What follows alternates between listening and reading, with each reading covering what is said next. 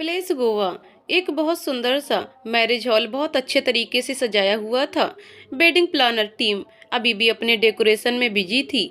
वो लोग लगातार काम करते जा रहे थे। वहां पर एक सोफे पर एक लड़का और एक लड़की बैठे थे। लड़की उन लोगों को डायरेक्शन दिए जा रही थी। लड़का अपने लैपटॉप में बिजी था। उन लोगों की फैमिली वाले भी वहीं थे, रिलेटिव्स भी थे। लड़की, रिदांश, हमारा डेस्टिनेशन वेडिंग का डिसीजन बिल्कुल सही था। मैं तो बहुत खुश हूँ। लड़का बस उस लड़की को देखकर स्माइल पास कर देता है। लड़की, तुम सुन रहे हो या नहीं? मैं तुमसे बात कर रही हूँ। रिदांश, सुन रहा हूँ अनबी। और कैसे सुनूं? मैंने तुम्हें पहले ही कहा था, मेरे लिए ये मैरिज सिर्फ एक बिजनेस डील है जिससे मेरा बिजनेस आगे बढ़ेगा। तुम मुझसे कोई एक्सपेक्टेशन ना रखो तो ही बेहतर है। अनबी, अच्छा बाबा, सॉरी, तुम तो गुस्सा हो गए। रिदांश कुछ नहीं बोलता, फिर से अपना काम करने लगता है। थोड़ी देर बाद अनवी फिर चिल्लाने लगती है तो रिदांश उसके पास जाता है। रिदांश, क्या हुआ अनवी? अब अनवी, तुम इनसे पूछो। एक तो इनकी हेड यहाँ पर नहीं है, पर फिर भी मैंने कुछ नहीं बोला। पर अभी तक फंक्शन में पहनने वाले कपड़े भी तो नहीं आए। मुझे फिटिंग चेक करनी है। रिदांश उस एम्प्लॉय से, आपकी हेड कहाँ है? उन्हें इस वक्त यहाँ होना चाहिए। एम्प्लॉय, सॉरी सर, मैम की थोड़ी तबीयत ठीक नहीं थी, पर वो अभी आने ही वाली होंगी। तभी पीछे से एक आवाज आती है जो एक लड़की की थी। लड़की, क्या हुआ सिया, कुछ प्रॉब्लम है क्या? और इतना कह के उन लोगों के सामने आ जाती है। जैसे ही रिदांश उस लड़की को देखता है, उसके होश उड़ जाते हैं। वो लड़की भी चौंक जाती है, पर वो जल्दी से खुद को संभाल लेती है। रिदांश के मुंह से हल्के से निकलता है, रेमांसी भाभी। रेमांसी, क्या हुआ मैम? आप मुझे बताइए। सॉरी, वो मेरी थोड़ी तबीयत ठीक नहीं थी, इसलिए मैं यहाँ नहीं थी। अनबी, अरे कोई बात नहीं। वो फंक्शन के कपड़े आए कि नहीं अब तक? रेमांसी, वो डिजाइनर आता ही होगा मैम। वो आपने लास्ट मिनट पर उसे चेंजेस के लिए बोला ना, इसीलिए उसे थोड़ा वक्त लग गया। तभी पीछे से एक रौबदार आवाज आती है। उसे सुनते ही रेमांसी के माथे पर पसीना आ जाता है। रिदांश बस रेमांसी के चेहरे की तरफ देख रहा था। तभी वो शख्स सामने आया। जैसे ही उसकी नजर रेमांसी पर पड़ी, वो नीचे सर करके खड़ी हो गई। रिदांश, रुद्रांश, अब आ रहा है तू? बहुत जल्दी नहीं आ गया? पर रुद्रांश की नजरें तो रेमांसी पर थीं और रेमांसी नीचे देख रही थी। वो परेशान सी खड़ी थी। तभी एक 4 साल की बच्ची मम्मू मम्मू करते हुए भागती हुई आई और रेमांसी के पैरों से लिपट गई। रुद्र और रिदांश तो आंखें फाड़े कभी उस बच्ची को देखते तो कभी रेमांसी को। रेमांसी ने उस बच्ची को गोद में उठा लिया।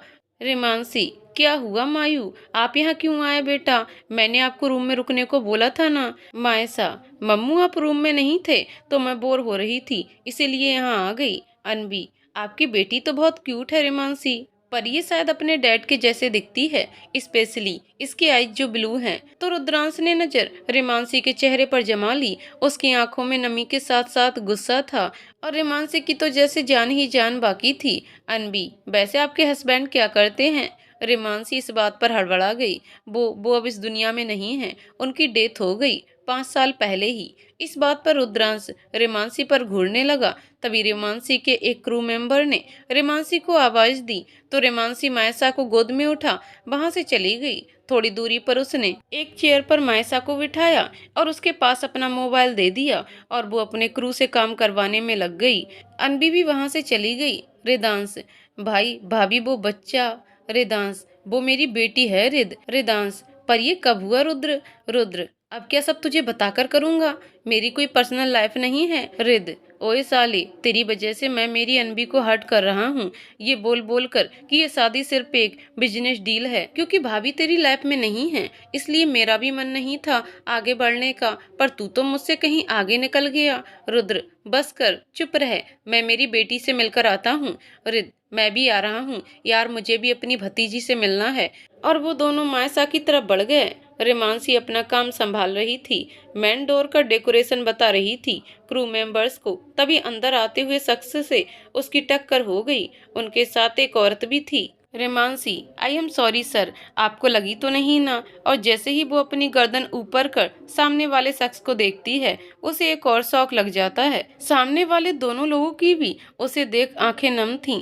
रेमांसी, माँ पापा, औरत, जरा संभल के काम करिए, नहीं तो वैसे भी आपकी आदत ही है लोगों को चोट पहुंचाना, उन्हें छोड़कर जाना। रेमांसी नम आंखों से, माँ प्लीज शख्स, सरिता जी। सरिता जी, नहीं समर जी, ना हम इन्हें पहचानते हैं और ना ये हमें, और हमें कोई रिश्तेदारी नहीं बढ़ानी है आपसे।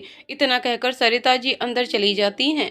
रेमांसी, पापा आप भी मुझसे नाराज हैं क्या? समर जी, नहीं बेटा, बस दुख इस बात का है कि तुमने अकेले सब सहा। एक बाप अपनी बेटी से कभी नाराज हो सकता है क्या? इतना कहकर वो रेमांसी को अपने गले से लगा लेते हैं। रेमांसी भी कसकर उन्हें पकड़ लेती है। समर जी, मैं थोड़ी देर में मिलता हूँ बेटा तुमसे, नहीं तो तुम्हारी माँ ज्वालामुखी की तरह फट पड़ेगी मुझ पर। उनके ऐसा कहते ही रियांसी नम आंखों से हंस देती है। समर जी वहां से चले जाते हैं। समर जी अंदर आते हैं तो उन्हें सरिता जी रिदांश और रुद्रांश के पास खड़ी दिखाई देती हैं। वो भी उन लोगों के पास आ जाते हैं। समर जी, और बरखुरदार, तुम भी बर्बाद होने जा ही रहे हो आखिर। उनके इतना कहते ही सरिता जी उन्हें घूर कर देखती हैं और रुद्रांश और रिदांश मुंह दबाकर हंसने लगते हैं। समर जी हड़बड़ाकर, मेरा मतलब कि अपनी बर्बाद जिंदगी को शादी करके आबाद करने जा रहे हो? रिदांश, जी अंकल जी। तभी पीछे से एक औरत आती है। वो लगभग सरिता जी की ही उम्र की थी। औरत, अरे भाई साहब, भाभी जी आ गए आप लोग, बड़े जल्दी नहीं आ गए आप लोग? समर जी, अरे सालू नाराज क्यों होती हो, वैसे गुस्से में भी बहुत खूबसूरत लगती हो। सालू जी शर्मा कर, अरे भाई साहब क्या आप भी? तभी उनके पीछे से एक आदमी आते हैं। समर जी की उम्र के थे आदमी, शर्म नहीं आती तुझे अपनी भाभी से ऐसे बोलते हुए? समर जी, अरे बिनू मुझे क्यों शर्म आएगी, मैं शर्मा जी थोड़े ना हूँ। सरिता जी, आप लोग भी ना, बच्चों की शादी हो रही है और इनका बचपना जा ही नहीं रहा। अब तो लोग इनको देख कहेंगे कि उम्र 55 की और दिल बचपन का। समर जी, अरे सरिता जी, हम तो 55 के होते हुए भी अभी भी 30 के अंदर लगते हैं। उनकी इसी बात पर सब हंसने लगते हैं। थोड़ी देर बात करने के बाद विनायक जी समर जी के साथ जाते हैं और सरिता जी सालू जी के साथ। मायसा अभी भी उसी चेयर पर बैठी थी और रुद्रांश और रिदांश भी उसकी तरफ बढ़ गए। रुद्रांश, हाय बच्चा। मायसा उन दोनों को एक नज़र देखती है और वापस अपनी नज़र मोबाइल पर लगा देती है। रिदांश, हाय क्यूटी। तभी भी मायसा का कोई रिस्पांस नहीं था। रुद्रांश उसके पैरों के पास बैठकर, क्या हुआ बेटा, आपको हम लोगों से बात नहीं करनी? मायसा, नहीं अंकल, मम्मू ने अजनबी लोगों से बात करने से मना किया है, नहीं तो मम्मू डांट लगाएंगी। अपने लिए अजनबी और अंकल सुन रुद्रांश की नसें गुस्से से तन जाती हैं। फिर भी वो खुद को नॉर्मल करता है। रिदांश, बेटा पर हम अजनबी नहीं हैं, हम आपकी मम्मू के दोस्त हैं। मायसा, तो उन्होंने आपके बारे में हमें क्यों नहीं बताया? रिदांश, वो इसलिए बेटा क्योंकि वो हमसे नाराज हैं। मायसा, क्यों अंकल? रिदांश, वो आप अपनी मम्मू से पूछना।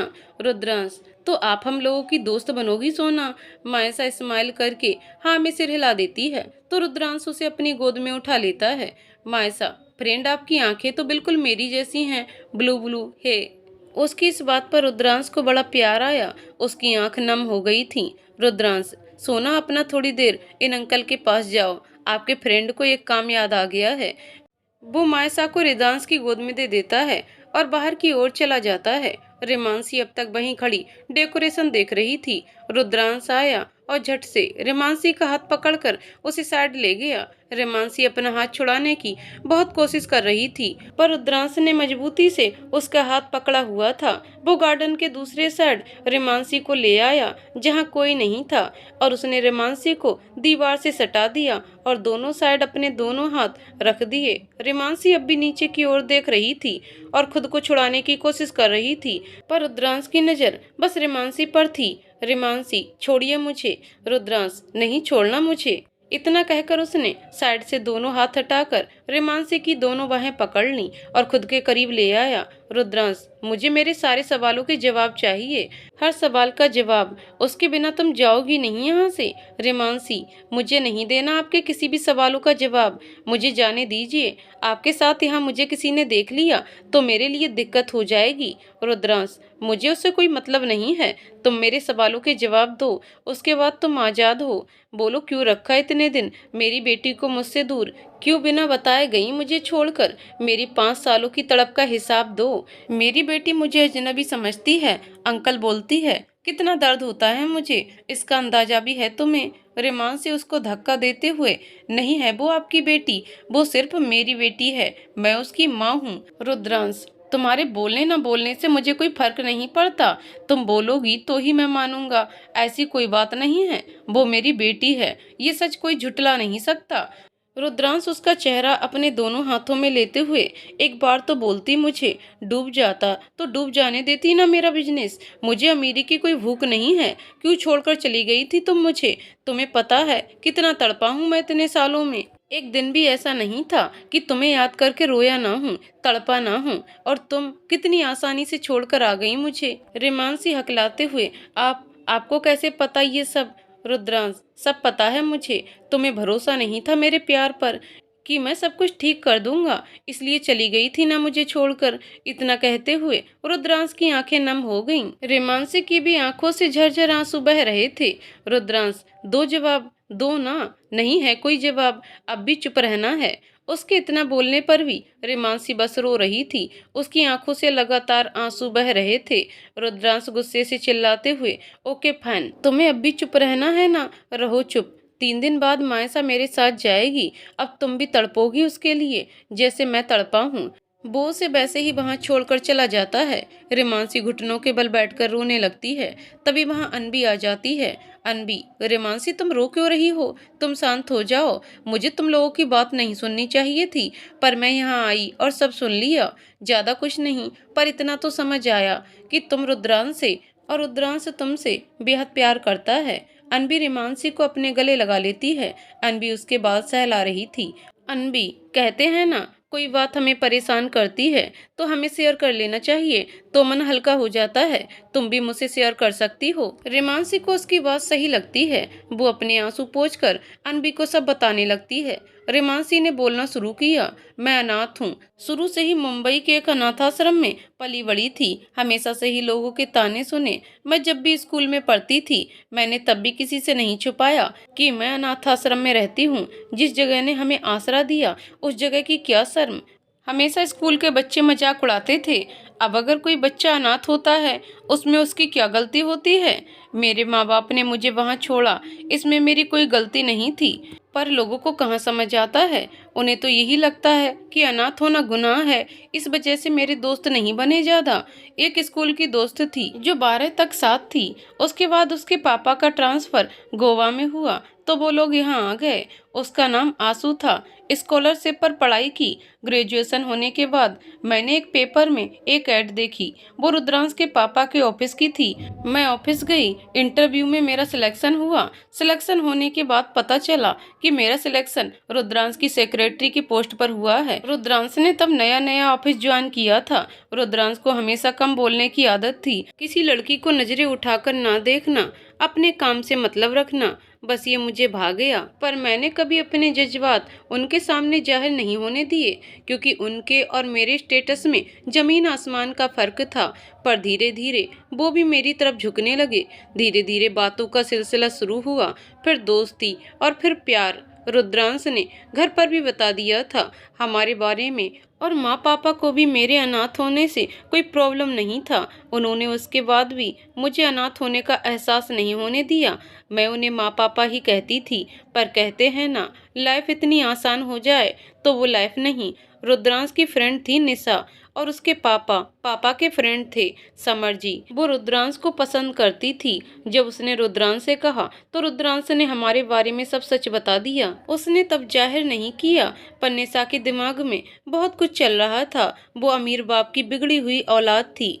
जो मांगो वो एक बात पर हाजिर हो जाता था।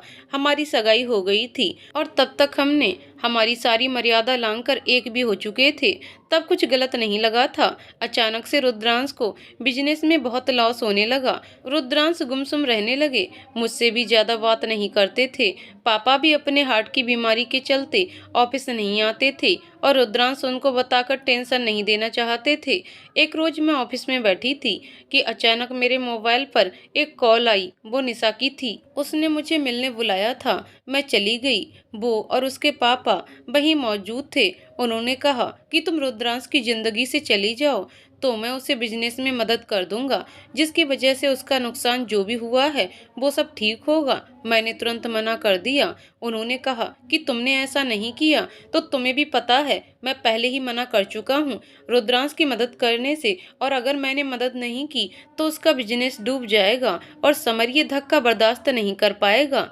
आखिर तुम्हें भी पता है कि वो एक हार्ट पेशेंट है, ये बात उसकी जान भी ले सकती है। ये बात उनकी सही थी। मैं उनकी बातें सुन एकदम सुन्न रह गई थी। मेरी कुछ समझ में नहीं आ रहा था। सारी खुशियां खत्म हो गई थीं। मैं तो पहले से ही अनाथ थी, माँ बाप का साया नहीं था, पर रुद्रांश की वजह से मुझे माँ की ममता भी मिली और पापा का प्यार भी। उन्होंने कभी मुझे माँ बाप की कमी कभी महसूस नहीं होने दी। तो मैं कैसे अपने स्वार्थ के लिए, अपनी खुशियों के लिए उनका हंसता खेलता परिवार उजाड़ दूं? ऐसा नहीं कर सकती थी मैं घर आई, निशा को फ़ोन किया और उसे सब बता दिया कि मैं तैयार हूँ। उसके बाद मैंने आंसू को फ़ोन किया और उसे सब बताया, तो उसने मुझे गोवा बुला लिया। मैं गोवा आ गई। उसके माँ बाप को भी मेरा उसके साथ रहना पसंद नहीं था। एक तो अनाथ, ऊपर से बिन ब्याही माँ। लोगों के नज़रिए से सारी गलती तो लड़की की होती है ना। ये कोई जानने की कोशिश नहीं करता उसके साथ क्या हुआ, उसने क्यों किया, हालात क्या थे। पर समाज का काम तो यही है, लड़की को दोषी ठहराना। मैं भी इस मानसिकता का शिकार बचपन से ही बनती आई। आंसू ने अपने अंकल से कहे उनकी वेडिंग प्लानर कंपनी, जो कि गोवा में थी, मुझे जॉब दिलवाई। कुछ दिनों बाद आंसू के पापा का वापस ट्रांसफ़र हुआ। मैं पहले से ही कंपनी के फ्लैट में रहती थी। मैंने झूठ बोला कि मेरे हस्बैंड की कार एक्सीडेंट में मौत हो गई, क्योंकि मैं नहीं चाहती। जैसी घटिया बातें मैंने अपने लिए बचपन से सुनी थी, वैसी ही मेरी बेटी भी सुने। पर मेरी बच्ची थोड़ी सी खुशनसीब थी जो उसके पास कम से कम माँ थी। पर समाज ये कहाँ समझता है। समाज की नज़रों में एक माँ कितनी भी कोशिश कर ले, पर वो बाप की बराबरी नहीं कर सकती। क्यों? ऐसा तो मैं कहती हूँ कि एक माँ की समझदार ताकतवर कोई और नहीं। एक माँ अकेले सारे रिश्तों का प्यार अपने बच्चे को दे सकती है। वो एक बाप जैसे गलत बात पर पहले गुस्सा भी करती है, फिर प्यार भी करती है। एक माँ जैसे दुलार भी करती है, दादा दादी जैसी अच्छी बातें भी समझाती है और कहानियाँ भी सुनाती है। बुआ जैसी शरारतों में साथ भी देती है और गलतियों पर कान भी मरोड़ती है। चाचू जैसा फुल एटीट्यूड भी दिखाती है। एक माँ ना अपने आप में ही पूरी दुनिया होती है। मेरे लिए आसान नहीं था एक नए शहर में मायू और जॉब दोनों को संभालना, पर मायू के चेहरे ने, उसकी बातों ने, उसकी मासूमियत ने मुझे इतना ताकतवर बनाया कि मैं कभी कमजोर नहीं हो पाई। मैं मानती हूँ मुझे उन्हें ऐसे नहीं छोड़कर जाना चाहिए था, पर मुझे जो उस वक्त सही लगा मैंने किया। गुनहगार हूँ उनकी और माँ पापा की। इतना बोल उसने एक गहरी सांस ली। इतना बोल उसने अपनी बाजू में बेटी अनबी पर नजर डाली तो नम आंखों से उसे ही देख रही थी। रेमांसी की भी आंखों से झरझर आंसू बह रहे थे। अनबी ने फिर उसे एक बार गले से लगा लिया। अनबी, तुम सच में बहुत स्ट्रांग हो। औरत कभी कमजोर नहीं होती, और उसमें अगर वो एक माँ है तो उससे बड़ा शक्ति का कोई प्रतीक नहीं। आज मुझे मेरे माँ पापा की अहमियत समझ आ रही है। सही मायने में जब वो हमारे पास होते हैं हम उनकी अहमियत समझ नहीं पाते। वो कभी हमसे कुछ एक्सपेक्ट नहीं करते। उनका प्यार निस्वार्थ होता है। रिमांसी, ये सही कहा आपने। चलिए अब काम भी संभालना है। काफी वक्त हो गया यहाँ बैठे बैठे, और हमें नाज है रिदांश भैया की पसंद पर। उनकी पसंद बहुत अच्छी है। उसकी इस बात पर अनबी की आंख नम हो जाती हैं। रिमांसी, क्या हुआ? आप रो क्यों रही हैं? अनबी नम आंखों से, रिमांसी, रिदांश के लिए ये रिश्ता एक बिजनेस डील है। उसने बोल दिया है कि मैं उससे कोई उम्मीद ना रखूं। रिमांसी, वो बहुत अच्छे इंसान हैं, और सही बात बोलूं, वो तो मैं रुद्रांश की जिंदगी में नहीं हूं, इसीलिए वो ऐसा कर रहे हैं। दोनों एक दूसरे को बहुत मानते हैं, जान है वो दोनों एक दूसरे की। सॉरी, आपको भी मेरी वजह से प्रॉब्लम फेस करना पड़ रहा है। अनबी, मैं तो इसी में ही खुश थी कि रिदांश जैसा इंसान मेरी जिंदगी में आ रहा है। मुझे कुछ नहीं चाहिए, और एक बार शादी हो जाए मैं बहुत जल्द उसे अपना बना लूंगी। फिर वो दोनों उठकर अंदर चली जाती हैं। रेमांसी और अनबी अंदर आईं तो उसे मायसा पूरे हॉल में कहीं नहीं दिखी, तो उसे लगा कहीं खेल रही होगी। तो वो वापस अपने काम में लग गई और अनबी भी अपने कमरे में चली गई। सिया, मैम ये सारे फंक्शन के कपड़े आ गए हैं। रेमांसी, ठीक है, तुम ये जाकर अनबी और रिदांस को दे दो, वो लोग ट्राई कर लेंगे। अगर कोई प्रॉब्लम हुई तो डिजाइनर यही है, तो वो देख लेगा। सिया, ठीक है मैम। सिया वहां से चली जाती है। तभी एक क्रू मेंबर वहां आता है। क्रू मेंबर, मैम वो आपको रुद्रांश सर बुला रहे हैं ऊपर टेरेस पर। इतना बोल वो क्रू मेंबर वहां से चला जाता है। रेमांसी सोच रही थी कि जाए या ना जाए। फिर उसने सोचा अगर वो नहीं गई तो रुद्रांश कोई तमाशा ना करे, इसलिए वो ऊपर टेरेस पर चली गई। रेमांसी जब टेरेस पर आई तो उसने देखा वहां रिदांश, अनबी, सरिता जी, समर जी, रुद्रांश थे। समर जी ने मायसा को गोद में ले रखा था। रेमांसी हिम्मत कर उन लोगों के पास जाकर खड़ी हुई तो मायसा उसे देख उसकी गोद में आ गई। सरिता जी और रुद्रांश रेमांसी को गुस्से में घूर रहे थे। मायसा, मम्मू ये अंकल बोल रहे हैं। समर जी की तरफ उंगली कर, ये मेरे दादाजी हैं। सरिता जी की तरफ उंगली कर, ये मेरी दादी जी हैं। रुद्रांश की तरफ उंगली कर, ये पापा हैं। हम लोग सब फैमिली हैं तो हम लोग साथ क्यों नहीं रहते? मेरे बाकी सब फ्रेंड्स के दादा दादी, पापा मम्मू सब साथ में रहते हैं और आपने आज तक बताया भी नहीं। मायसा की इस बात पर रेमांसी क्या जवाब दे, उसे समझ नहीं आ रहा था। वो नीचे सर झुकाए चुप खड़ी थी। रुद्रांश प्यार से रेमांसी के पास आकर उसके सर पर हाथ फेरते हुए, बेटू हम लोग साथ में ही रहते थे, तब आप बिल्कुल छोटू सी थीं, ना ही आप बात करती थीं ना चलती थीं, इसलिए हम लोगों ने सोचा कि जब आप बात करेंगी तभी हम लोग मिलेंगे आपसे, आपको सरप्राइज देंगे इसलिए। मायसा, ओ पापा ऐसी बात थी। रुद्रांश, अब चाचू और चाची के साथ जाओ, ये आपको चौको देंगे और घुमा कर लाएंगे। मायसा, ओके पापा। रिदांश मायसा और अनबी के साथ चला जाता है। रुद्रांश रेमांसी की बाजू कसकर पकड़ते हुए, आज तुम्हारी वजह से मुझे मेरी बच्ची से झूठ बोलना पड़ रहा है। रेमांसी कुछ नहीं बोल रही, बस सर नीचे झुकाए सुन रही थी। उसकी आंखों से आंसू बह रहे थे। सरिता जी, हाँ बोलिए। रेमांसी, क्यों आपने इतने साल हमारी पोती को हम सब से दूर रखा? समर जी चिल्लाते हुए, बस करिए दोनों, रेमांसी कोई मुजरिम नहीं है जो आप लोग उससे सवाल कर रहे हैं। रेमांसी बेटा, आपको सर झुकाने की बिल्कुल भी जरूरत नहीं है इन दोनों के सामने। और आप रुद्रांश, हाथ छोड़िए उनका, ये कैसा तरीका है बात करने का? और आप जो ये सब सवाल कर रहे हैं तो इतना सब उन्होंने किस लिए किया? आप लोगों के लिए ही ना, आप इनसे ही सवाल कर रहे हैं। माना कि रेमांसी बेटा को ऐसे नहीं जाना चाहिए था, पर यह गलती इतनी बड़ी नहीं है, हालात के चलते मजबूर थी वो। किसके पास जाती? आप तो बेवजह तब गुस्से में रहते थे, बात भी नहीं करते थे रेमांसी से ठीक से। मेरी तबीयत ठीक नहीं थी, मेरी वजह से सरिता जी भी टेंशन में थी, तो किसके पास जाती वो? और आप लोग रेमांसी के साथ ऐसा बर्ताव कर कहीं ना कहीं निशा के मंसूबों को पूरा कर रहे हो, जो सालों पहले भी सच हुए थे और आज भी सच हो रहे हैं। रुद्रांश, आपने तो निशा, उसके पापा का सच जानने के बाद उनकी कंपनी बंद करवा दी, पर वो रेमांसी को हम सबसे अलग करना चाहती थी। वो आज भी हो रहा है, जबकि निशा यहाँ है भी नहीं। आप लोगों को तो रेमांसी का शुक्रगुजार होना चाहिए कि उन्होंने मायसा को अकेले जन्म दिया और इतने अच्छे संस्कार दिए हैं। सरिता जी, कम से कम मुझे आपसे तो ऐसी उम्मीद नहीं थी। सरिता जी नम आंखों से रेमांसी के सामने हाथ जोड़ते हुए, माफ कर दो बेटा, आपकी माँ ने आपसे सवाल किए, आपको गलत। रेमांसी सरिता जी का हाथ पकड़ते हुए, नहीं माँ, आप माफी मत मांगिए, आपको पूरा हक है डांटने का। सरिता जी रेमांसी को गले लगा लेती है। थोड़ी देर बाद दोनों अलग होती हैं। समर जी, रिदांश की शादी होने के बाद आप हम लोगों के साथ मुंबई चल रही हैं, वहाँ आपकी और रुद्रांश की शादी होगी और आप लोग हमारे साथ रहेंगे। रुद्रांश चिल्लाकर, बिल्कुल भी नहीं डैड, इसने इतने दिन मुझसे मेरी बेटी को दूर रखा और ये मुझे खुद छोड़कर गई थी ना, तो अब ये भी मायू से दूर रहेगी। जैसे मैं तड़पा हूँ ये भी तड़पेगी, सिर्फ मायू हमारे साथ जाएगी। इतना बोल रुद्रांश वहां से चला गया। समर जी, रेमांसी बेटा आप फिक्र ना करें, मैं बात करता हूँ रुद्रांश से। सरिता जी, हाँ बेटा, ऐसे कैसे वो आपको और मायू को अलग करेंगे? आप फिक्र ना करें, आपके पापा और मैं बात करते हैं उससे। फिर वो तीनों भी नीचे आ गए। रेमांसी ने खुद को ठीक किया और वापस अपने काम में लग गई।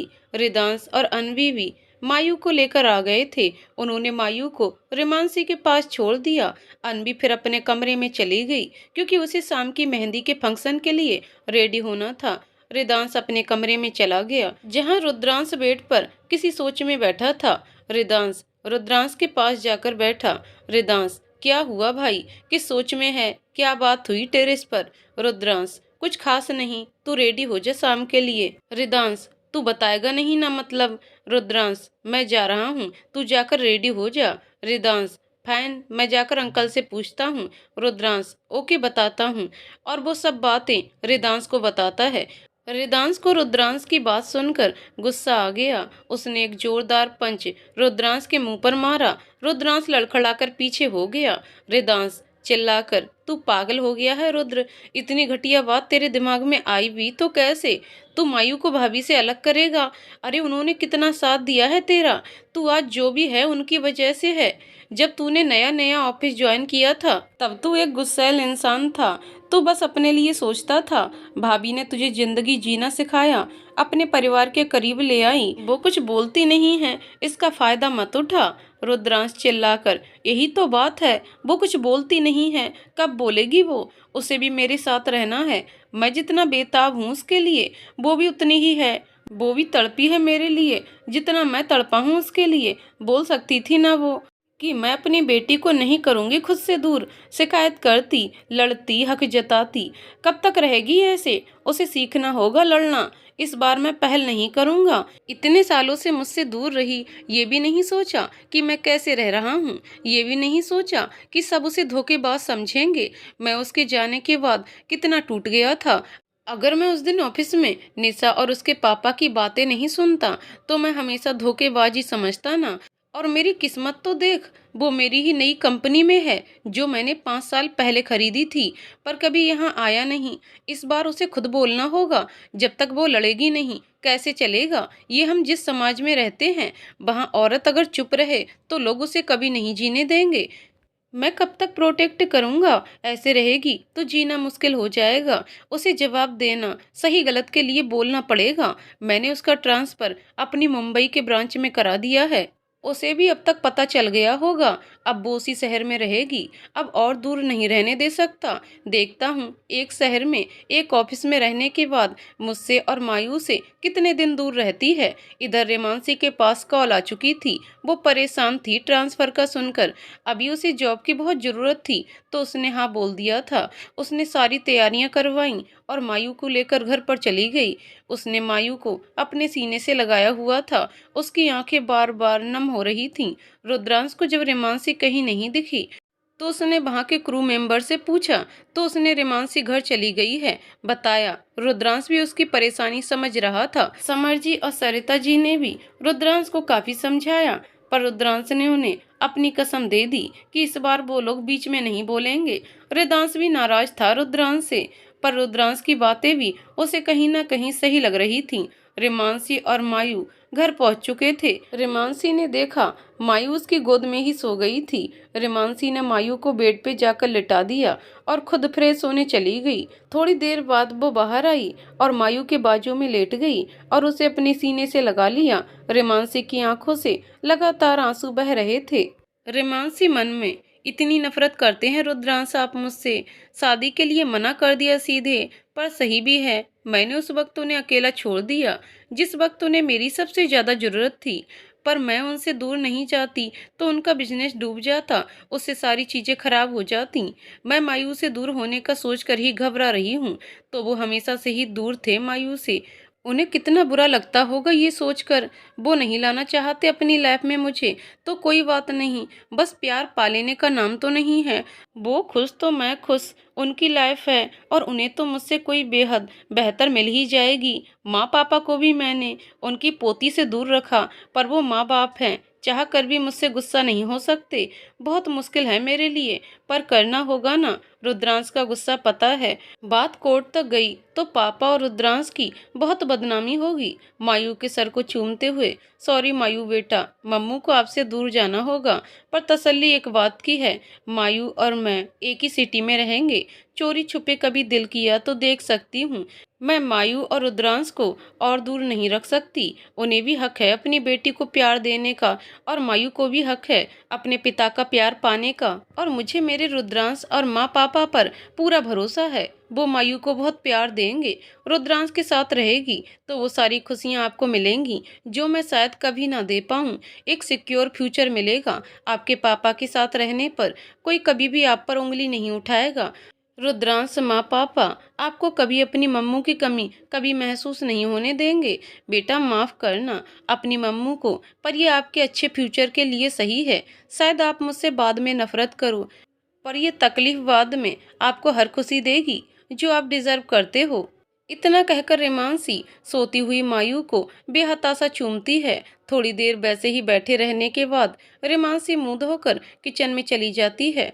रात में रेमांसी और मायू खाना खाते हैं और फिर थोड़ी देर बाद मायू को सुला देती है।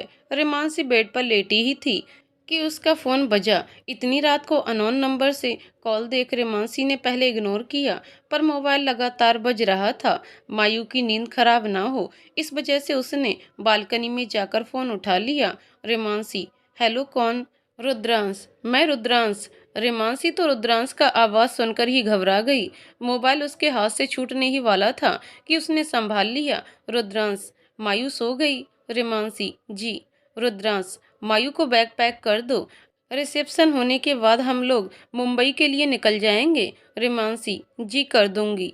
रुद्रांश हैरान रह गया था। उसे लगा नहीं था कि रेमांसी इतनी आसानी से मान जाएगी मायू को उसके साथ भेजने। रुद्रांश को गुस्सा आने लगा था रेमांसी के ऐसे संक्षिप्त जवाब देने से, पर उसने खुद को कंट्रोल कर रखा था। रुद्रांश, कैसी माँ हो ना तुम रेमांसी, कितनी जल्दी है तुम्हें अपनी बेटी से पीछे छुड़ाने की। वो मेरे साथ चली जाएगी तो तुम तो आजाद पंछी हो जाओगी ना, फिर तुम जो मन में आए वो कर सकती हो। रेमांसी, रखती हूँ, नींद आ रही है मुझे। इतना बोल रेमांसी फोन कट कर देती है और वहीं घुटने में सर छुपाकर रोने लगती है। उसे बहुत ज्यादा बुरा लगा था रुद्रांश के ऐसे बात करने पर। रुद्रांश नम आंखों से, और कितना गिराओगी तुम मुझे खुद की नजरों में रेमांसी? अब तो मैं खुद की नजरों में भी गिर चुका हूँ। इतना सब बोलने के बाद भी तुम मुझे पलटकर जवाब नहीं दे रही। किस मिट्टी की बनी हो तुम? ऐसे रहोगी तो ये दुनिया जीने नहीं देगी तुम्हें। ऐसे ही 2 दिन बीत गए थे।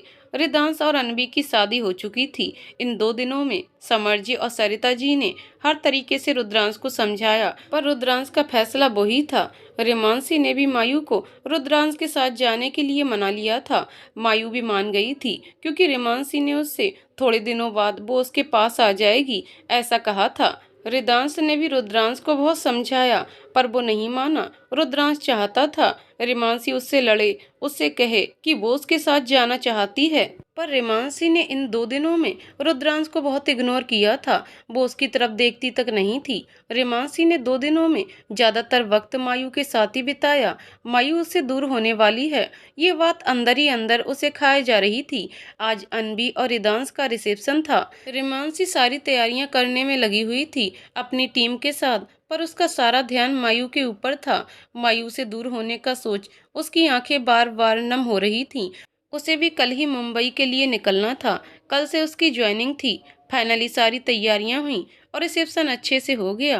रेमांसी अपनी टीम के साथ सारा सामान समेटने में लगी थी, तभी रुद्रांश उसके पास आ गया। मायू उसकी गोद में ही थी। रुद्रांश, हम लोगों को निकलना है, मायू का सामान। रेमांसी, हम लाती हूँ। इतना कहकर रेमांसी चली गई मायू का सामान लाने। रुद्रांश को उस पर बहुत गुस्सा आ रहा था। रेमांसी के चुप रहने पर सरिता जी, समर जी भी रुद्रांश के पास आकर खड़े हो गए थे और एक आस की नजर से उसे देख रहे थे। समर जी गुस्से में, एक बार फिर सोच लीजिए, आप जो कर रहे हैं वो बिल्कुल ठीक नहीं है। सरिता जी नम आंखों से, आपसे ये उम्मीद बिल्कुल नहीं थी रुद्रांश। रुद्रांश ने उनकी बातों का कोई जवाब नहीं दिया। वो मायू से बातें करने में लगा हुआ था। थोड़ी देर में रेमांसी मायू का बैग लेकर आई। मायू रेमांसी की गोद में आ गई। मायू, मम्मू आप जल्दी आ जाओगे ना? मैं आपको बहुत मिस करूंगी मम्मू। रेमांसी नम आंखों से मायू के गाल चूमते हुए, बेटू मम्मू आपके पास जल्दी ही आ जाएगी, पर तब तक आप ना पापा, दादाजी, दादी जी को बिल्कुल परेशान मत करना। आइसक्रीम बिल्कुल भी मत खाना, आपको पता है ना। उसे खाने की वजह से आपको बुखार होता है। एकदम अच्छे से रहना, शैतानी नहीं। आप अब वहीं स्कूल जाओगे तो मन लगाकर पढ़ना। और Mamu loves you very much बेटा। कोई इतनी सब बातें कहते हुए ही रेमांसी ने न जाने कितनी बार मायू को चूम चुकी थी। रेमांसी ने खुद को बहुत मुश्किल से संभाला हुआ था। मायू रेमांसी के गाल चूमते हुए, लव टू मम्मू, आप भी अपना ख्याल रखना और आप भी आइसक्रीम मत खाना, वो आपको भी सूट नहीं करती। और जल्दी से मेरे पास आ जाना। मम्मू मैं आपको बहुत मिस करूंगी। रेमांसी मायू का माथा चूमते हुए, मैं भी बेटू। वहां खड़े हर एक शख्स की आंखें नम थीं। बस रुद्रांश की आंखों में ही गुस्सा और बेबसी थी।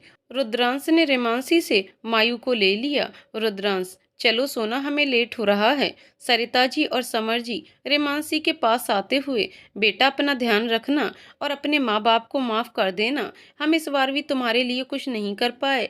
रेमांसी नम आंखों से, अरे आप लोग कैसी बातें कर रहे हैं। मायू मुझसे ज्यादा आप लोगों के साथ खुश रहेगी और मुझे आप पर और रुद्रांश पर पूरा भरोसा है कि वो उसकी परवरिश मुझसे भी अच्छी कर सकते हैं। सरिता जी और समर जी उसके सर पर हाथ रखते हुए, अपना ध्यान रखना और कोई भी परेशानी हो तो बेझिझक बताना। रेमांसी ने हाँ में सिर हिला दिया।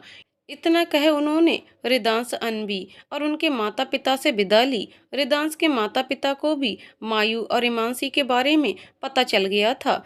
रिदांश और अनबी यहीं से अपने हनीमून के लिए जाने वाले थे। रिदांश जाना नहीं चाहता था, पर रुद्रांश ने उसे भी अपनी कसम देकर राजी कर लिया था। वो लोग सबसे विदा लेकर कार में बैठ गए। रेमांसी नम आंखों से अपनी बेटी को देख रही थी।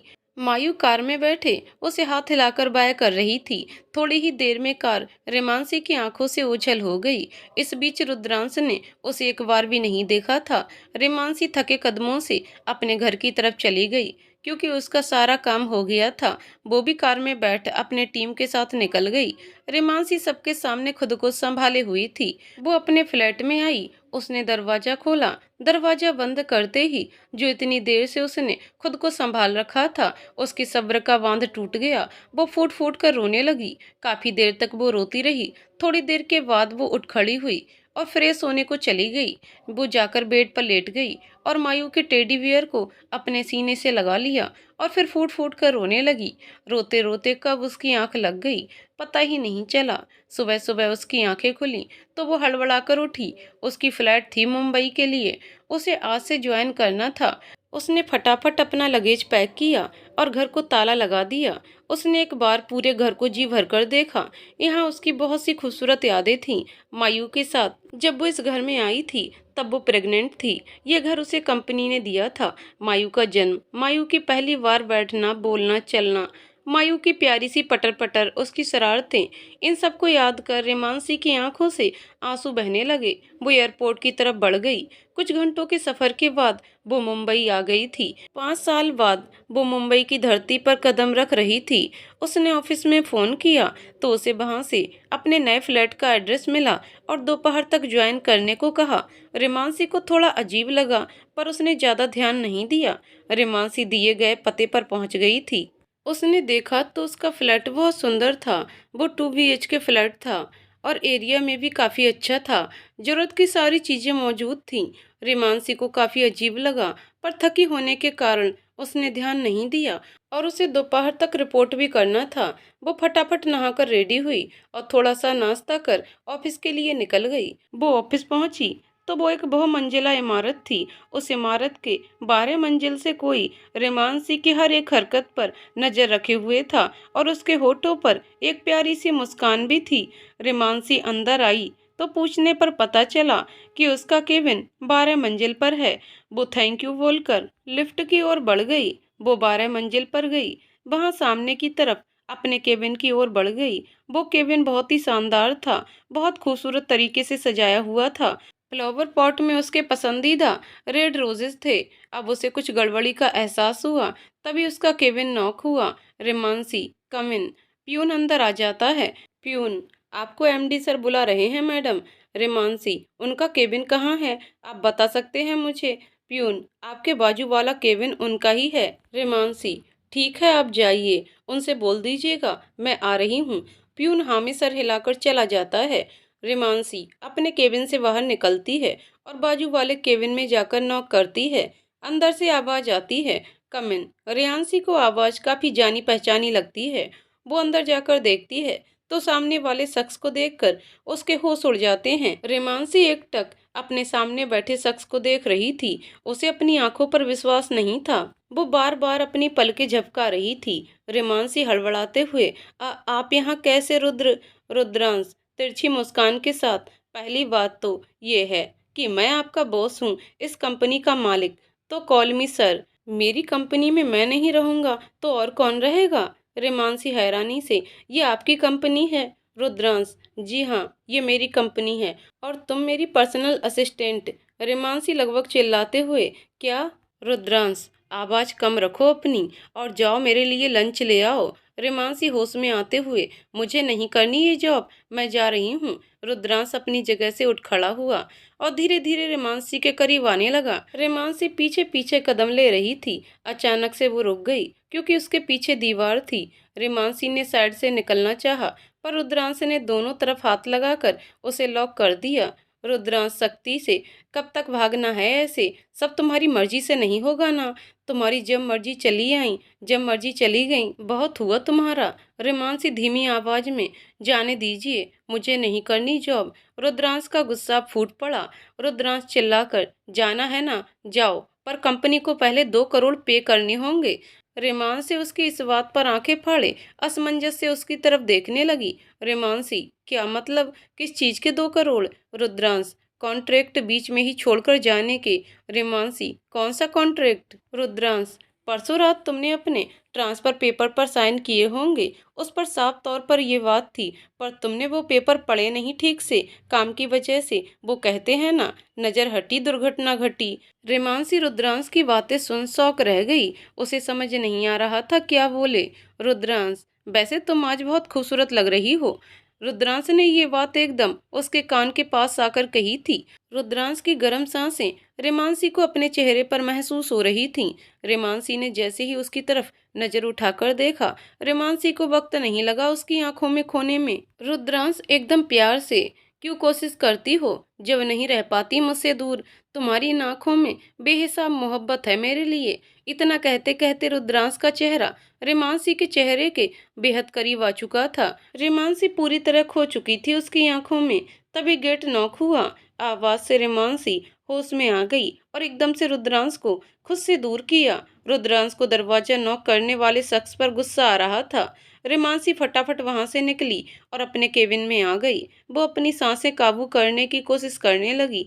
उसने फटाफट टेबल पर रखा हुआ गिलास उठाया और एक सांस में पी गई। रेमांसी मन में, क्या जुर्रत थी तुझे बिना पढ़े साइन करने की? कितना मुश्किल था उनको खुद से दूर करना, और कैसे आंखें फाड़े देख रही थी तू उनको। क्या सोच रहे होंगे वो? बेटा रेमांसी, जब तक तू यहाँ है उनसे दूर रहे और बस अपने काम से मतलब रख।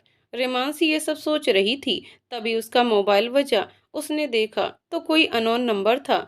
उसने रिसीव किया तो सरिता जी थीं। रेमांसी, प्रणाम माँ। सरिता जी, प्रणाम बेटा। वो मायू आपसे बात करने की जिद कर रही थी, मैंने समझाया पर मान नहीं रही है। सुनकर रेमांसी की आंखों में आंसू आ गए। रेमांसी, माँ कह दीजिए मायू से कि मैं बिजी हूँ, बाद में फोन करूंगी। उसे थोड़ी थोड़ी कर मेरी आदत छोड़नी होगी। सरिता जी, पर बेटा ऐसा कब तक चलेगा? मैं ज्यादा दिन संभाल नहीं पाऊंगी। रेमांसी, अब आपको ही लाइफ टाइम संभालना है मायू को, और आप बहुत अच्छे से संभाल लोगे, पता है मुझे। चलिए माँ, मैं बाद में बात करती हूँ आपसे। इतना कह रेमांसी ने फोन रख दिया क्योंकि उसे खुद को संभालना मुश्किल हो गया था। वो सरिता जी को बता भी नहीं सकती थी कि वो मुंबई में है, नहीं तो सरिता जी जिद करती उससे घर आने के लिए। फोन काटने के बाद रेमांसी ने अपने आंसू पोंछे और टेबल पर रखी हुई फाइल देखने लगी। वो काम में बिजी हो गई थी। रुद्रांश भी अपने काम में बिजी हो गया। कुछ घंटों बाद ऑफिस का टाइम खत्म हो गया। रेमांसी ने अपने घर के लिए कैब बुक की और नीचे चली गई। उसे खड़े हुए कुछ ही वक्त हुआ था कि रुद्रांश उसे नीचे आता हुआ दिखाई दिया। रुद्रांश की नजरें रेमांसी से मिली, तभी रेमांसी की कैब भी आ गई। रेमांसी झट से कैब में बैठी और कैब चली गई। रुद्रांश उसकी इस हरकत पर मुस्कुराने लगा। रुद्रांश मन में, कितने दिन ऐसे भागोगी मुझसे? आखिर आना तो मेरे पास ही है, बस अब जल्दी आ जाओ और मेरा परिवार पूरा कर दो। यही सब सोचते हुए रुद्रांश भी अपनी कार में बैठ गया और निकल गया। ऐसे ही 4-5 दिन बीत गए। इन दिनों में रुद्रांश ने कोई कसर नहीं छोड़ी थी रिमांसी को परेशान करने में, पर रिमांसी उसे लगातार इग्नोर कर रही थी। रिमांसी को लगता था कि रुद्रांश उससे नफरत करता है, इसीलिए वो उससे दूर ही रहती थी। वो खुद को कोई उम्मीद नहीं देना चाहती थी। रिमांसी मायू को लेकर परेशान थी। वो बिल्कुल भी रह नहीं पा रही थी मायू के बिना, पर उसने खुद को किसी तरह से संभाला हुआ था। वो रोज सरिता जी को फोन करती थी, पर मायू से बात नहीं करती थी। सरिता जी उसे चुपके से वीडियो कॉल पर मायू की एक झलक दिखा देती थीं। सरिता जी, समर जी सबकी हालत से अच्छी तरह वाकिफ थे, पर वो रुद्रांश की कसम की वजह से चुप थे। रुद्रांश, समर जी, सरिता जी ने कोई कसर नहीं छोड़ी थी मायू के लाड़ प्यार में। मायू पहले 2 दिन तो ठीक थी, पर जब रिमांसी से उसकी बात नहीं हो रही थी तो वो चुप रहने लगी।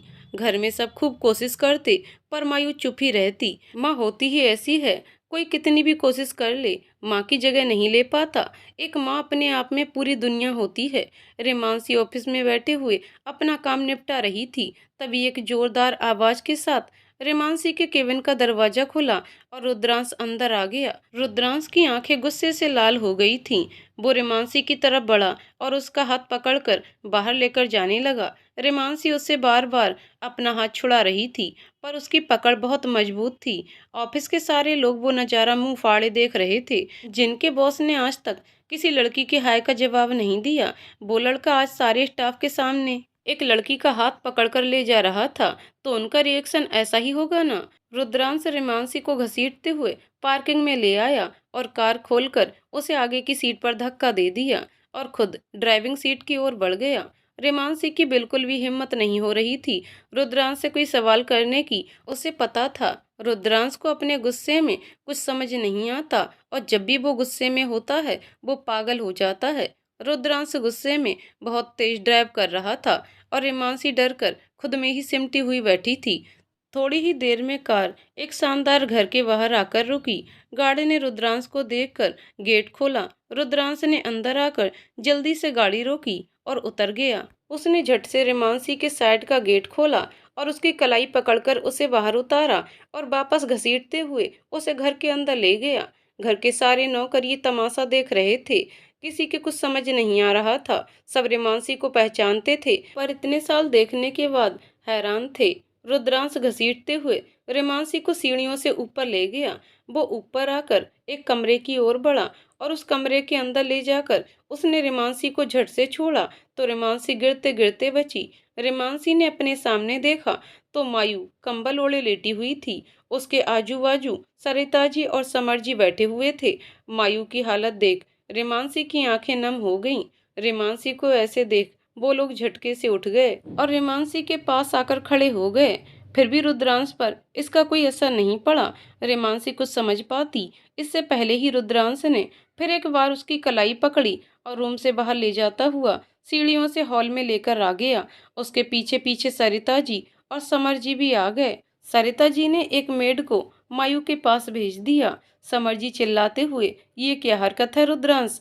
और रिमांसी, बेटा आप यहाँ कब आई? रुद्रांश, पापा ये 5 दिनों से यहीं पर है, मैंने ही ट्रांसफ़र करवाया है इसका। ये गोवा में मेरी ही कंपनी में काम करती थी। देखिए ना पापा, कैसी माँ है ये, 5 दिनों से इसी शहर में है, फिर भी एक बार अपनी बेटी से मिलने तक नहीं आई। तुम्हें शर्म नहीं आई ऐसा करते हुए?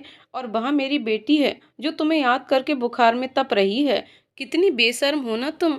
5 दिनों से मैंने तुम्हारे चेहरे पर एक सिकन नहीं देखी। मायू को लेकर ना तुमने मुझसे कोई सवाल किया। तुम इतनी घटिया रहोगी कभी सोचा नहीं था मैंने। रुद्रांश ने इतना ही कहा था कि सरिता जी ने आगे बढ़कर रुद्रांश के गाल पर एक थप्पड़ जड़ दिया। रुद्रांश अभी सरिता जी के ही थप्पड़ से संभल नहीं पाया था कि एक और थप्पड़ उसके गाल पर पड़ा था। उसने सामने देखा तो समर जी थे। समर जी चिल्लाते हुए, शर्म नहीं आई आपको इतनी घटिया बातें रिमांसी से करते हुए? एक माँ को भगवान का दर्जा दिया जाता है और आप इतनी घटिया बातें बोल रहे हैं। खबरदार, आगे से इस तरह कभी रिमांसी से बात की तो। सरिता जी, आपके पापा बिल्कुल ठीक कह रहे हैं, अपने गुस्से को काबू में रखिए रुद्रांश, कहीं आपका ये गुस्सा सब कुछ बर्बाद ना कर दे। तभी उन्हें मेड की आवाज आई। मेड ने बताया कि मायू को होश आ गया है। इतना सुनते ही रिमांसी ने आओ देखा ना ताओ सीधा सीढ़ियों की तरफ भागी और फटाफट सीढ़ियां चढ़ मायू के रूम की ओर बढ़ गई। उसके पीछे बाकी सब भी आ गए। वो लोग रूम में आए तो देखा कि रेमांसी ने मायू को अपने सीने से लगा रखा था और उसके आंसू लगातार बह रहे थे और मायू के उतरे हुए चेहरे पर एक प्यारी सी मुस्कान थी और वो लगातार बातें किए जा रही थी रेमांसी से। मायू रेमांसी के आंसू पोंछते हुए, मम्मू आप रो नहीं, मैं बिल्कुल ठीक हूँ। आप सुपर गर्ल की सुपर मम्मू हो ना, सो डोंट क्राई, मैं बिल्कुल ठीक हूँ। रुद्रांश रेमांसी की ओर देख रहा था जो बिल्कुल नॉर्मल होकर मायू से बात कर रही थी। रेमांसी मुस्कुराते हुए नम आंखों से, हाँ मेरी दादी अम्मा नहीं रो रही। और ये क्या, आपने अपनी तबीयत कैसे खराब कर ली? मायू मासूम फेस बनाते हुए, अब वो तो हो गई मम्मू, इसमें मेरी क्या गलती है? अच्छा हुआ ना आप आ गई यहाँ। रेमांसी, आपको पता है आपको ऐसे देख दादू दादी और पापा की कितनी हालत खराब हो गई थी। मैंने कहा था ना आपको अपना ख्याल रखने को। मायू, मम्मू प्लीज, सॉरी ना, मुझे भूख लगी है, आप पास्ता खिला दो। रेमांसी, एक कान के नीचे लगाऊं मैं? बुखार कितना है आपको? अभी थोड़ा कम हुआ है, पास्ता नहीं मिलेगा। मायू पप्पी फेस बनाते हुए, प्लीज ना मम्मू, बना दो ना, पापा बोलो ना मम्मू को। रुद्रांश ने रेमांसी की तरफ देखा जो उसकी तरफ बिल्कुल भी नहीं देख रही थी। सरिता जी, रेमांसी बना दीजिए, मायू कह रही है तो। समर जी, हाँ रेमांसी बना दीजिए, हम भी खा लेंगे, काफी दिन हो गए हैं आपके हाथों का खाना खाए। रेमांसी, ठीक है मैं अभी बना देती हूँ, आप लोग बैठिए मैं आई। थोड़ी देर बाद रेमांसी ने पास्ता बनाया तो मायू ने डाइनिंग एरिया में ही जाकर खाने की जिद की तो रुद्रांश उसे गोद में उठाकर ले आया। सब डाइनिंग टेबल पर आकर बैठे। मायू सबसे ढेर सारी बातें की जितनी उसने 5 दिनों से नहीं की थी। रेमांसी ने उसके साथ थोड़ा बहुत खा लिया था। सब उसे मुस्कुराते हुए देख रहे थे। उसका बुखार भी काफी हद तक कम हो गया था। सरिता जी ने रेमांसी को वहीं रहने को बोला पर रेमांसी ने तुरंत मना कर दिया। पर समर जी और सरिता जी के बहुत मनाने पर वो मान गई, सिर्फ आज रात के लिए। रुद्रांश की बिल्कुल हिम्मत नहीं थी रेमांसी से नजरें मिलाने की, इसलिए वो अपने कमरे में चला गया। सरिता जी समर जी भी थोड़ी देर बात करने के बाद अपने कमरे में चले गए। मायू को गोद में लेकर रेमांसी भी मायू के कमरे में चली गई।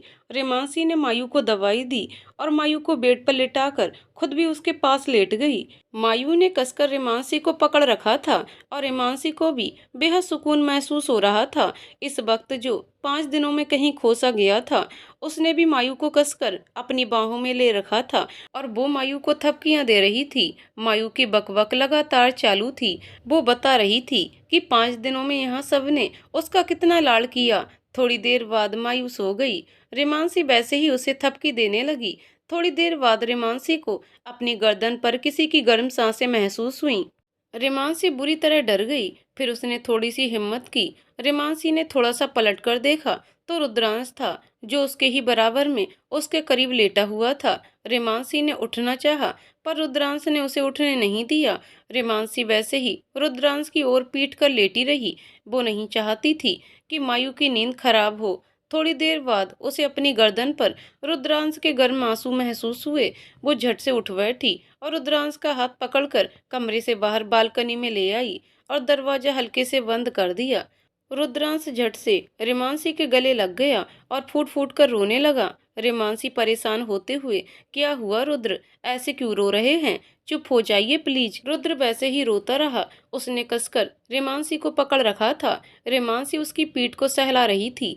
थोड़ी देर बाद रुद्र शांत हुआ और रेमांसी से अलग हुआ। रेमांसी ने पास रखे कौच पर उसे बैठा दिया और खुद जाकर उसके बगल में बैठ गई। रेमांसी, क्या हुआ आपको, क्यों परेशान है? मायू अब बिल्कुल ठीक है, आप इतना टेंशन मत लीजिए, कल सुबह तक वो एकदम ठीक हो जाएगी। बस थोड़ा सा बुखार था, वो तो वेदर चेंजिंग की वजह से होता ही है, इसमें डरने वाली क्या बात है, बताओ। रुद्र काउच से उठकर रेमांसी के पैरों के पास बैठ गया। माफ कर दो मुझे रेमांसी, बहुत भला बुरा कहा मैंने, पता है मैं बहुत बुरा हूँ, शुरू से ही गुस्से में बिल्कुल पागल हो जाता हूँ और आज भी ऐसा ही हुआ। माँ ने जब फोन कर ऑफिस में मुझे बताया कि सोना की तबीयत बहुत खराब है, घर आया तो डॉक्टर ने कहा कि काफी तेज बुखार है, जल्द नहीं उतरा तो सोना को एडमिट करना होगा। मैं बहुत डर गया था रेमांसी, मुझे कुछ समझ नहीं आया। मैं चाहता था कि मैं मायू को तुमसे मांगूं और तुम मुझसे लड़ो झगड़ो हक जताओ, मुझे साथ में ले जाने के लिए कहो, पर तुमने ऐसा नहीं कहा। मुझे लगा था तुम खुद गई थी तो तुम मुझे मनाओ, मैं नाराज हूँ, पर तुमने ऐसा नहीं किया। मायू को भी चुपचाप भेज दिया। मैं चाहता हूँ तुम खुद के लिए लड़ो, तुम्हें कभी मेरी जरूरत ना पड़े, तुम खुद को प्रोटेक्ट कर सको, तुम खुद को इतना स्ट्रांग बनाओ कि तुम्हें मेरी कभी जरूरत ना पड़े। समाज से लड़ने में तुम खुद अपने लिए और मायू के लिए लड़ो। रिमांसी ने रुद्र का हाथ पकड़ उसको उठाकर अपने पास बैठाया और उसके कंधों पर अपना सर रख लिया। आप बिल्कुल बुरे नहीं हैं रुद्र, आप बहुत अच्छे हैं, और हम गुस्सा भी तो उसी पर करते हैं ना जिससे हम प्यार करते हैं। आप पर पूरा भरोसा था कि आप मायू को लेकर जाओगे तो मुझसे भी अच्छी परवरिश करेंगे माँ पापा उसकी, इसलिए आपके साथ भेज दिया था। मुझे पता था आप नाराज हैं, और उस दिन पापा के कहने पर भी आपने मना कर दिया था, तो मुझे लगा आप मुझे अपनी जिंदगी में नहीं चाहते, और आपकी बात सही भी थी। मैं खुद आपको छोड़कर गई थी तो कैसे आती आपके पास। रुद्रांश, जो बीत गया सो बीत गया, आज से हम अपनी जिंदगी की एक नई शुरुआत करेंगे। रेमांसी उसके कंधे पर अपना सिर टिकाते हुए, जी रुद्र, इतना कहकर रुद्रांश ने रेमांसी को अपनी बाहों में भर लिया। रुद्रांश, आई लव यू मेरी मायू की अम्मा। रेमांसी मुस्कुराते हुए, आई लव यू टू मेरे मायू के खड़ूस पापा। इतना सुनते ही रुद्रांश हंसने लगता है। रेमांसी रुद्रांश के सीने से लगी हुई बैठी थी। आज उन दोनों के चेहरे पर सालों बाद सुकून दिखाई दे रहा था। रेमांसी, एक बात पूछूं आपसे। रुद्र, पूछो ना जाना। रेमांसी, निशा कहाँ है अब। रुद्र रेमांसी को खुद से दूर करते हुए, मूड खराब क्यों करना है मेरा तुम्हें। रेमांसी रुद्र के वापस गले लगते हुए, क्यों सड़ रहे हैं, सीधे जवाब नहीं दे सकते क्या, बताइए ना। रुद्र एक लंबी सांस लेते हुए, पता नहीं मुझे, इतना खाली टाइम नहीं है मेरे पास जो उसकी खबर रखूंगा। तुम्हारे जाने के बाद जब उसकी सच्चाई पता चली तो मैंने उसके पापा का बिजनेस बंद करवा दिया। उसके बाद वो दोनों मुंबई छोड़कर चले गए। कहाँ गए मुझे नहीं पता। रेमांसी, हाँ तो इतना ही बोलना था, इसमें इतना बुरा मानने वाली क्या बात थी। रुद्र, सॉरी, उसका नाम सुनते ही दिमाग खराब हो जाता है, आज उसके कारण ही हमने इतना कुछ झेला है। रेमांसी, आपको पता है रुद्र, ये गुस्सा होता है ना, वो इंसान का सबसे बड़ा दुश्मन होता है, ये सब कुछ खराब ही करता है। ऐसा नहीं है कि गुस्सा नहीं करना चाहिए, पर गुस्सा उतना ही करना चाहिए जितना जरूरी हो। आप प्रॉमिस कीजिए कि आज के बाद आप ज्यादा गुस्सा नहीं करेंगे, अपना गुस्सा कंट्रोल में रखने की कोशिश करेंगे। अब मायू भी है ना, उसके लिए कम से कम। रुद्र रेमांसी को अपने करीब करते हुए, हाँ जाना। रेमांसी का हाथ पकड़ते हुए, पक्का वाला प्रॉमिस। बेमतलब गुस्सा नहीं करूंगा। तुम्हें पता है, औरत के बिना आदमी की जिंदगी अधूरी होती है। ये तुम्हारे जाने के बाद जाना है मैंने। एक औरत आदमी की ताकत होती है, सही गलत बताने वाली। फिर चाहे आप उस पर कितना भी गुस्सा क्यों ना हो, औरत से ही आदमी की जिंदगी होती है। फिर वो चाहे आपकी माँ हो, बहन हो, बेटी हो या बीबी हो। एक आदमी कितना ही झूठा अहंकार क्यों ना पाल रखे, पर ये सच्चाई कोई नहीं बदल सकता कि औरत के बिना वो अधूरा होता है। रेमांसी, समझदार हो गए हैं आप मेरे साथ बैठे बैठे। वैसे सॉरी रुद्र, आज मेरी वजह से माँ पापा ने आप पर हाथ उठाया। रुद्र, सॉरी बोलने वाली कोई बात नहीं है, बातें ही उतनी गलत की थी मैंने, उन्होंने एक एक थप्पड़ में ही छोड़ दिया। मेरी बातें तो ऐसी थीं, उन्होंने मुझे चप्पल से मारना चाहिए था। रेमांसी, वो तो है, वैसे आप कितने मस्त लगते ना चप्पल से मार खाते हुए। ये कहकर रेमांसी खिलखिलाकर हंसने लगती है तो रुद्रांश भी हंस देता है। रुद्रांश उठकर खड़ा होते हुए, जाओ सो जाओ तुम, मायू उठ गई तो तुम्हें अपने पास ना देखकर परेशान हो जाएगी। रेमांसी मुस्कुराते हुए, जी आप भी जाइए, वैसे भी काफी रात हो गई है। रुद्रांश रेमांसी का माथा चूम वहां से चला जाता है। रेमांसी भी अंदर रूम में चली जाती है, मायू के पास। रुद्रांश भी अपने कमरे में आकर लेट गया था। दोनों एक दूसरे के साथ बिताए हुए पल याद करके सो जाते हैं। सुबह सब नाश्ते की टेबल पर जमा थे। मायू बिल्कुल ठीक थी तो वो भी सबके साथ नाश्ता कर रही थी। रुद्रांश ने अपने और रेमांसी के बीच सब ठीक होने वाली बात बता दी थी। समर जी और सरिता जी बहुत खुश थे और जल्द से जल्द रेमांसी और रुद्रांश की शादी की तारीख के लिए पंडित जी को बुलवाने वाले थे। शाम हुई, पंडित जी आए तो उन्होंने 2 दिन बाद शुभ मुहूर्त का बताया तो सब राजी हो गए। सबने डिसाइड किया कि कल शॉपिंग पर जाएंगे। मायू तो बहुत खुश थी अपनी मम्मू और पापा की शादी का सुन। ऐसे ही आज का दिन बीत गया। अगले दिन सब शॉपिंग के लिए निकल गए। सरिता जी, समर जी नहीं गए थे। उनके लिए रेमांसी और रुद्र ही शॉपिंग करने वाले थे। मायू, रुद्रांश, रेमांसी मॉल में आ गए। उन तीनों ने जमकर शॉपिंग की। वो तीनों मॉल से बाहर आ गए तो रुद्रांश पार्किंग से गाड़ी लेने चला गया। रेमांसी और मायू बाहर ही खड़ी थी कि एक काले रंग की कार आई। उसमें से कुछ गुंडे जैसे लोग बाहर निकले और रेमांसी को धक्का देकर मायू को लेकर चले गए। रेमांसी को कुछ समझ नहीं आया कि क्या हुआ है। वो वहीं जमीन पर बैठकर रोने लगी। थोड़ी देर बाद रुद्र वहां पर आया कार लेकर। रेमांसी को ऐसे देखकर वो घबरा गया। उसने रेमांसी को संभाला। फिर रुद्रांश के पूछने पर रेमांसी ने रोते रोते सब बता दिया। अभी रुद्रांश रेमांसी की बात सुन ही रहा था कि उसका मोबाइल बजा। उसने देखा तो एक अननोन नंबर से मैसेज था। उसमें एक एड्रेस लिखा था और रुद्रांश को उस एड्रेस पर आने के लिए कहा गया था। मायू उनके ही पास है, ऐसा लिखा था इस मैसेज में। रुद्रांश ने रेमांसी से घर जाने के लिए कहा पर वो नहीं मानी। आखिर में उसे साथ ले जाना पड़ा। वो लोग दिए गए एड्रेस पर पहुंचे तो एक खाली गोडाउन था। वो लोग अंदर आए। रेमांसी और रुद्रांश अंदर आए तो चौंक गए क्योंकि सामने शादी का मंडप था। वहां बहुत सारे गार्ड्स भी थे। एक तरफ मायू को बांध कर रखा गया था। मायू लगातार रो रही थी, चिल्ला रही थी। रेमांसी ने जब मायू को ऐसे देखा तो उसकी आंखें नम हो गईं। वहीं रुद्रांश की आंखें लाल हो गई थीं, मानो उसकी आंखों में खून उतर आया था। रुद्रांश मायू की तरफ बढ़ा ही था कि एक आवाज आई। रुद्रांश और रेमांसी ने उस तरफ देखा तो निशा खड़ी थी। उसने दुल्हन का जोड़ा पहन रखा था। उसके साथ एक लड़का भी था। रुद्रांश उस लड़के को देखकर पहचान गया। लड़का निशा का कजिन हर्षल था। वो भी बहुत घटिया था। हर्षल की नजर जब रेमांसी पर पड़ी तो वो रेमांसी को बेहद घटिया नजरों से घूरने लगा। रुद्रांश का सब्र अब खत्म हो गया था। वो झट से आगे बढ़ा और निशा की गर्दन पकड़ ली। रुद्रांश चिल्लाकर, हिम्मत कैसे हुई तुम्हारी मेरी बेटी को किडनैप करने की? निशा छटपटाने लगी, छोड़ो मुझे वरना तुम्हारी बेटी। रुद्रांश ने इतना सुनते ही उसकी गर्दन छोड़ी। निशा ने उसे पीछे देखने का इशारा किया। रुद्रांश ने पीछे देखा तो दो गार्ड्स मायू पर गन तानकर खड़े हुए थे। रुद्रांश उन गार्ड्स की तरफ बढ़ने लगा तो और दो गार्ड्स ने उसे पकड़ लिया और उसे मारने लगे। वो लगातार छटपटा रहा था और छूटने की कोशिश कर रहा था। रेमांसी लगातार रुद्रांश और मायू को छोड़ देने के लिए बोल रही थी। निशा, तुमने सोचा भी कैसे कि मैं इतनी आसानी से छोड़ दूंगी तुम्हें? मेरी खुशियां बर्बाद कर तुम कैसे खुश रह सकते हो? तुम्हारी वजह से मेरे पापा पैरालिसिस के शिकार हुए, ठीक से बात नहीं कर पाते क्योंकि तुमने उनकी कंपनी बंद करवा दी। सब बर्बाद हो गया। वो बर्दाश्त नहीं कर पाए। पर अब हर एक चीज का हिसाब होगा। तुम्हें क्या लगा तुमने मेरी खबर लेना छोड़ दिया तो मुझे भी कुछ पता नहीं होगा तुम्हारे बारे में? तुम्हारी हर एक हरकत पर नजर रखी थी। मैं खुश थी कि तुम भी तड़प रहे थे, पर ये रेमांसी न जाने कहाँ से वापस आ गई। और ये तुम्हारी बेटी तुम्हारे प्यार की निशानी है ना? और मुझे पता है तुम इसके लिए कुछ भी कर सकते हो। तुम चाहो तो मैं इसे अभी के अभी छोड़ दूं, पर उसके लिए तुम्हें मुझसे शादी करनी होगी। रुद्रांश, नो नेवर, मैं कभी ये नहीं करने वाला।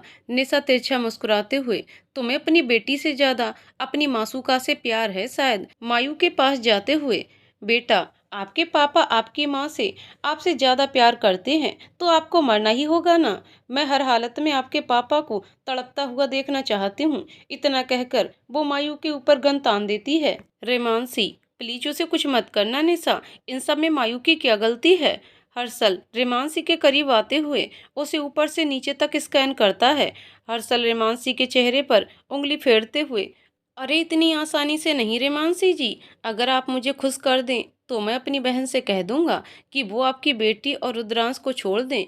उसकी इस बात पर निशा बेशर्मी से हंसने लगती है। रुद्रांश की आंखें गुस्से में अंगारे बरसाने लगीं। वो लगातार छटपटा रहा था। गार्ड्स उसे वापस पीटने लगे। रुद्रांश से जमीन पर गिर गया। वो खुद को आज बेहद बेबस महसूस कर रहा था। रेमांसी, ठीक है, मैं तैयार हूँ। खुश करना है ना आपको? मैं अपनी बच्ची के लिए कुछ भी कर सकती हूँ। उसके इतना कहते ही निशा हैरानी से उसे देखने लगी। रुद्रांश भी हल्की बेहोशी की हालत में उसे ही देख रहा था। उसे बिल्कुल विश्वास नहीं हो रहा था। हर्षल इतराते हुए, गार्ड्स छोड़ दो रेमांसी जी को। गार्ड्स ने जैसे ही रेमांसी को छोड़ा, उसने पास रखा हुआ मोटा सा डंडा उठा लिया और लगातार हर्षल को मारने लगी। रेमांसी मारते हुए, अरे आना, खुश होना था ना तुझे, हो जा खुश, उठ ना, हो खुश। आना छू मुझे। अपनी माँ बहन को भी ऐसे ही खुश करने के लिए बोलता है क्या? तुम जैसे लोग बस नामर्द हो सकते हो, जो औरत को बस भोग की चीज समझते हैं, अपनी बहन बीवी घर की इज्जत और दूसरों को खुश करने का सामान। अरे तुम जैसे लोग तो इंसान कहलाने के लायक ही नहीं हो। तुम्हें पैदा एक औरत करती है, राखी एक औरत से बंधवाओगे, शादी भी औरत से करोगे, शादी के बाद बेटी भी चाहिए, पर औरत की इज्जत नहीं करोगे। ये कहाँ का हिसाब हुआ? तुम्हें क्या लगा एक औरत कमजोर होती है?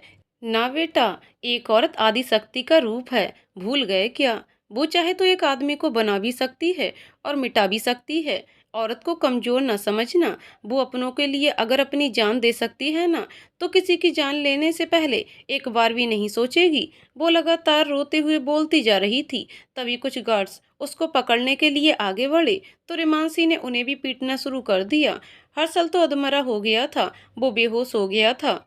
तभी निशा की आवाज आई। निशा चिल्लाकर, रुक जाओ रिमांसी, नहीं तो गोली चल जाएगी तुम्हारी बेटी पर। रिमांसी 1 मिनट उसकी आवाज सुनकर रुकी। तब तक वो गार्ड्स की भी अच्छी खासी धुलाई कर चुकी थी। बाकी गार्ड्स की हिम्मत ही नहीं थी उसके सामने आने की।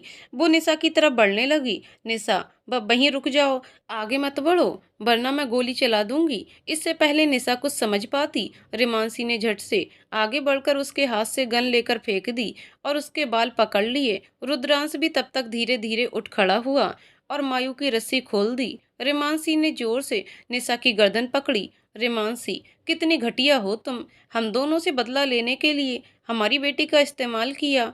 अरे जो तुम्हारे पापा की हालत है, वो उसके कर्मों का फल है। ड्रग्स डीलिंग, लड़कियों का रैकेट, तो यही हालत होनी ही थी ना। हम उसके जिम्मेदार नहीं हैं। जी तो कर रहा है कि तुम्हारे टुकड़े टुकड़े कर दूं, पर तुम्हारे घटिया खून से मैं अपने हाथ नहीं रंगना चाहती हूँ। और वो कैसे तुम्हारा कमीना भाई, जब मुझसे बदतमीजी कर रहा था, बेशर्मी की हंसी हंस रही थी तुम। दुख होता है ये देखकर कि एक औरत ही औरत की इज्जत की दुश्मन है, तो आदमियों की तो बात ही अलग है। तभी वहां पुलिस आ जाती है। रुद्रांश ने निकलने से पहले ही उसकी एक दोस्त को पुलिस में है उसे सब बता दिया था। पुलिस ने सबको अरेस्ट किया। रुद्रांश की काफी हालत खराब थी, तो उसे हॉस्पिटल लेकर जाना पड़ा। मायू भी बहुत घबरा गई थी। मायू और रुद्रांश को लेकर रेमांसी हॉस्पिटल पहुंची। रुद्रांश की ड्रेसिंग करने के बाद डॉक्टर ने उसे ख्याल रखने का बोल छोड़ दिया। रेमांसी ने मायू को समझाया तो मायू भी समझ गई। वो सब घर आए तो रुद्रांश की हालत देख वो घबरा गए। रेमांसी ने छोटा सा एक्सीडेंट कहकर टाल दिया। वो उन दोनों को परेशान नहीं करना चाहती थी। ऐसे ही रात हो गई। मायूस हो चुकी थी। रेमांसी बालकनी में खड़ी थी। आज जो भी हुआ वो उसके बारे में सोच रही थी। तभी रुद्रांश ने पीछे से आकर उसे बाहों में भर लिया। रुद्रांश, परेशान हो? रेमांसी, थोड़ा सा। रेमांसी पलटकर उसके सीने से लग गई। रुद्रांश ने भी उसे कसकर बाहों में भर लिया। रुद्रांश, आज तो तुम्हारा अलग ही रूप देखने को मिला। मैं तो बहुत इम्प्रेस हो गया, पर अब डर भी लगने लगा है। कहीं मैंने भी ज्यादा गुस्सा किया तो तुम कहीं मुझे भी ऐसे लकड़ी से पीट ना दो। रिमान से उसके कंधे पर मारते हुए, कुछ भी, हाँ, आपको हक है मुझ पर गुस्सा करने का, प्यार करने का, छूने का, सब चीजों का। पर अगर कोई मेरे परिवार पर उंगली उठाएगा तो मैं उसकी उंगली तोड़ने की ताकत भी रखती हूँ, समझे? रुद्रांश, हाँ समझ गया। कभी एक औरत को कमजोर और बेबस नहीं समझना चाहिए। वो अपने परिवार के लिए कुछ भी कर सकती है। रेमांसी मुस्कुराते हुए रुद्रांश के गले लग जाती है। अगले दिन रुद्रांश और रेमांसी की शादी हो जाती है। रिदांश और अनबी भी शामिल हुए थे और वो दोनों बहुत खुश भी थे।